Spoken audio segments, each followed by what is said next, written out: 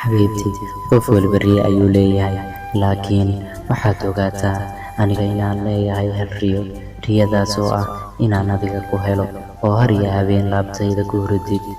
Qalbigayga waxaa holac ku haya oo ka dhex guuxaya nolol dhab ah oo dhammaystiran, taasoo ah inaan hal qof, hal qalbi, hal hoy, hal nolol, hal riyo iyo hal doonis, hal damac iyo hal dareen, hal inaynu isku noqonno.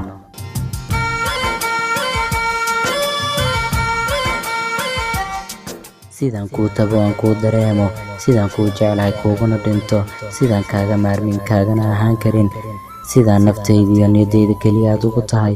Ma tahay adiga mid naftiyo nolosheeda idilkeed ii hadiyeysa, iina danaysa sidaan aniga u daneeyo, nafta ii hurta sidaan aniga ugu horay nafta.